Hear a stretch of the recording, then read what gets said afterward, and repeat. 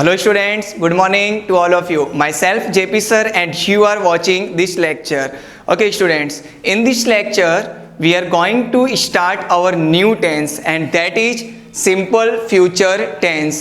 Okay students, so सबसे पहले हम इस टेंस को हिंदी में क्या कहते हैं वो देखते हैं. Okay, so simple means होता है सामान्य, फ्यूचर टेंस का मीनिंग होता है भविष्य काल. ओके, सो हम अपने कंप्लीट टेंस को कहेंगे सामान्य भविष्य काल. ओके, नाउ सभी टेंस की तरह सबसे पहले हम इस टेंस की पहचान देख लेते हैं. दैट मीन्स हम कैसे पहचानेंगे कि ये हमारा सिंपल फ्यूचर टेंस का सेंटेंस है. ओके, सो इसकी पहचान है दोस्तों किसी भी कार्य का भविष्य में होना. राइट, दैट मीन्स कोई भी एक्शन या किसी भी वर्ब का भविष्य में होना. सो वो सारे सेंटेंस इंक्लूड किए जाते हैं सिंपल फ्यूचर टेंस में. ओके, सो अगर हम रामबाण की बात करें दोस्तों, तो रामबाण दैट मीन्स वाक्य के अंत में, दैट मीन्स इस काल के जो वाक्य हैं उसके अंत में गा, गी एंड के इस तरीके के अक्षर आते हैं. फॉर एग्जाम्पल, राहुल कल क्रिकेट खेलेगा.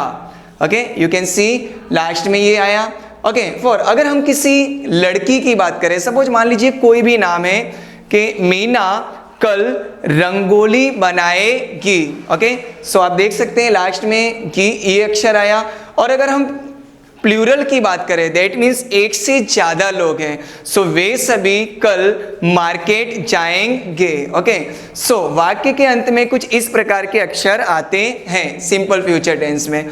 ओके, सो ये तो हमने बात की पहचान और रामबाण की. ओके, अब हम बात करेंगे फ्रेंड्स सेंटेंस पैटर्न की.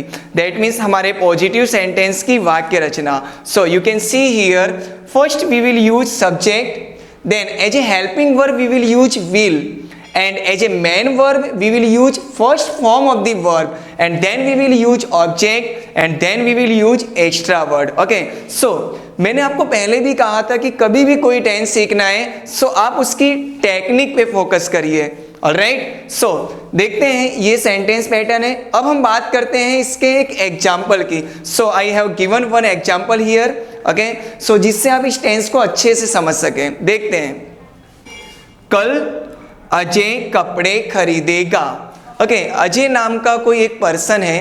ओके, सो वो कल कपड़े खरीदेगा. दैट मीन्स उसकी कपड़े जो खरीदने का एक्शन है वो भविष्य में होगा.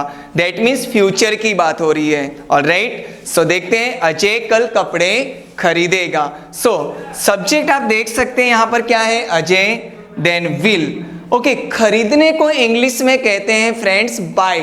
Okay, so Ajay will buy, क्या खरीदेगा, कपड़े. सो ये हमारा क्या हो गया, ऑब्जेक्ट. सो क्लॉथ्स. ओके, कल की बात हो रही है, सो आने वाले कल को हम इंग्लिश में कहते हैं टुमारो. ओके, सो हमारा कंप्लीट सेंटेंस होता है Ajay will bye clothes tomorrow. Okay, so I hope ये पॉजिटिव सेंटेंस आप सभी को कंप्लीट समझ में आया होगा.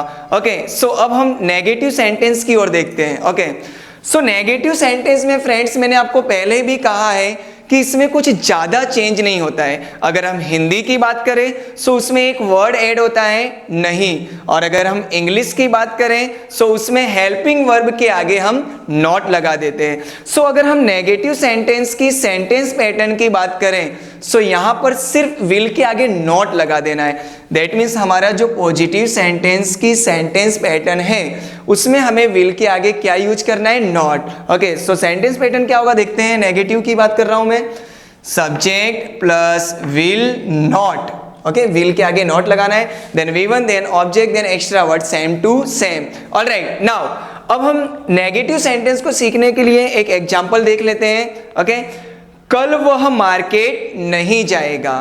ओके, दैट मीन्स कल वह मार्केट नहीं जाएगा. दैट मीन्स आप देख सकते हैं यहाँ पे नहीं वर्ड आया, so it shows negative sentence. Okay, so पहले हम बात करते हैं सब्जेक्ट की. ही, वह के लिए क्या आएगा, ही. विल नॉट, जाने को इंग्लिश में क्या कहते हैं, you know, go. He will not go to, कहाँ जाने की बात हो रही है, market, so he will not go to market tomorrow. Okay students, so I hope ये लेक्चर आप सभी को कंप्लीट समझ में आया होगा। और फिर भी अगर कहीं पे आपको कंफ्यूजन हो रही है या किसी भी प्रकार की आपके माइंड में क्वेरी है, so please contact me. Okay, thank you so much.